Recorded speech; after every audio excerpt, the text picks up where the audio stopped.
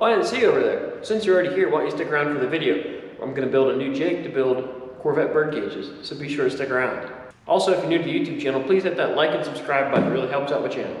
So over here on the workbench, which is this radical split window with the Misfit hood, nice touch. Basically what I want to do is start out by laying the rockers down on the frame, putting down the A-pillars, setting all the individual windshield frame pieces and the individual roof pieces, the pillars, and I want to be able to clamp every single one into place. The first jig I made really only controlled the size of the door opening, and it roughly controlled the angles. The new design will fully contain inside of the bird cage. It will control, the width of the door opening, how tall the opening is. It'll also control the size and angles of the windshield. It'll have bars that come up inside of here and control the height and angle of the roof components. So the whole idea is I want to be able to start out with the frame, and I have dowel pins at each of the body mounts that this thing will lock in on. That'll set the distance of these rockers, that'll set the angle, make sure everything's good there. So the next step I want to do is build this whole internal structure. And I got the idea for this by looking at some old GM factory pictures actually it was from a pickup truck they were building from the 50s, the advanced design. And then I saw some C2 Corvette bird cages being built in the assembly line. It gave me some of these ideas. Before we start making the jig, first I want to level the frame, get the bird cage leveled on that, and then start working on getting the bird cage doweled in, so that way I set a bird cage down, it'll be in the exact same place every single time.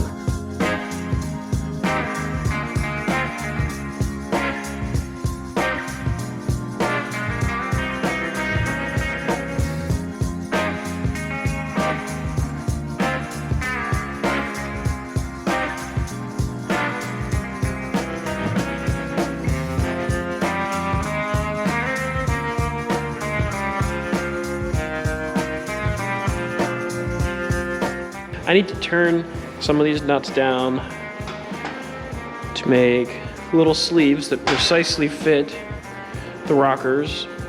It also fits these washers. So again, I have my setup here. This is your initiator right here. This gets the party started. Then you come over here with the death wheel. You give her a little touch right there, and then pretty soon you've got yourself a precision machining operation.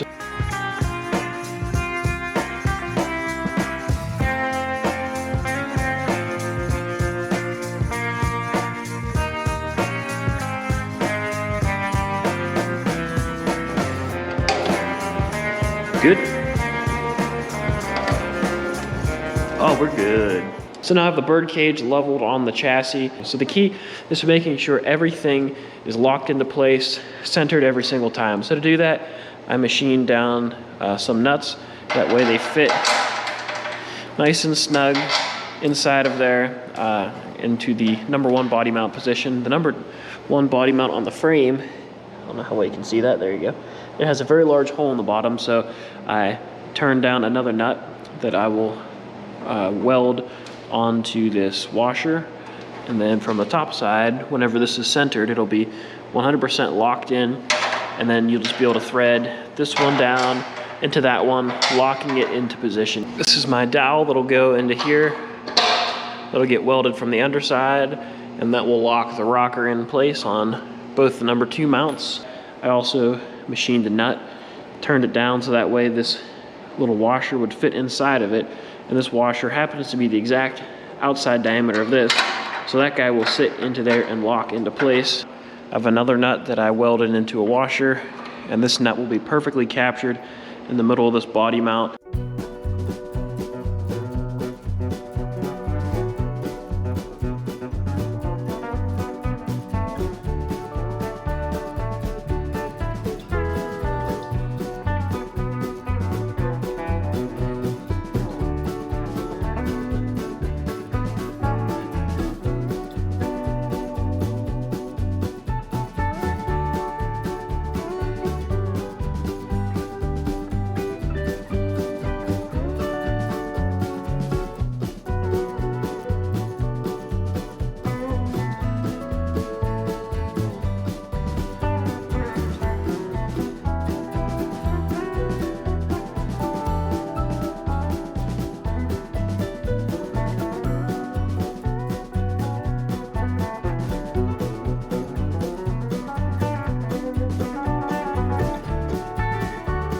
So I have all the mounts for the birdcage welded into place. Everything is super solid. This thing is still nice and level, which is perfect. I have my dowels in the middle, back ones bolted in, everything shimmed up. So now let's go ahead, test the windshield. I have a nice cracked one and a couple doors. Let's get those things fitted up. Just make sure everything's still driving.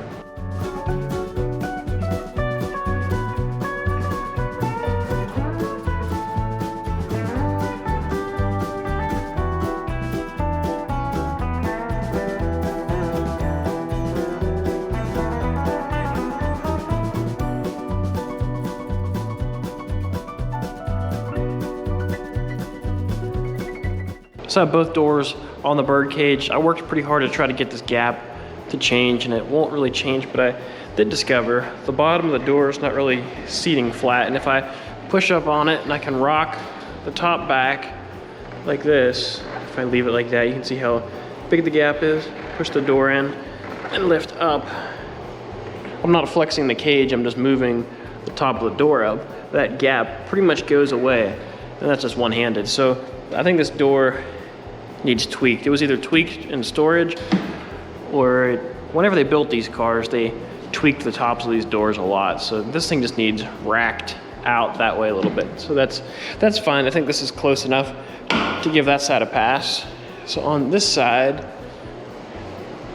you can see the gap across the top looks pretty good. It's a little high right here, but we could probably work on that.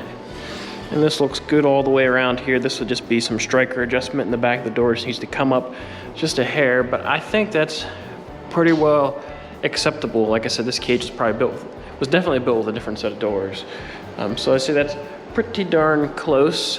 You can see the gap is uniform the whole way across the top. So you do want a little bit of a gap in here because the rubber will take up a good bit of that space, and it's obviously sitting on the windshield channel down below. So that's definitely an acceptable fit. It's uniform, you know, for this gap to this gap. It seems like it fits the shape because these windshields do have a good bit of shape to them.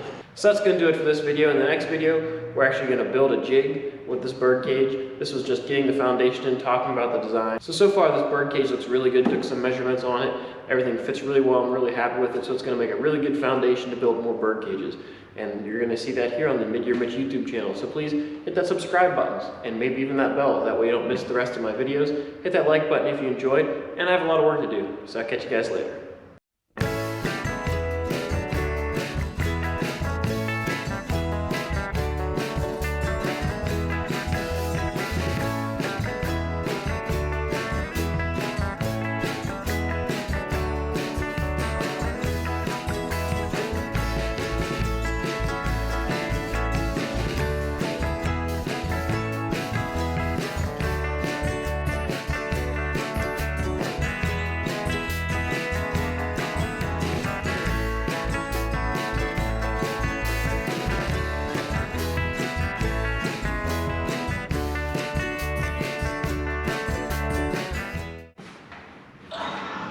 A lot more leg room in here without a floor.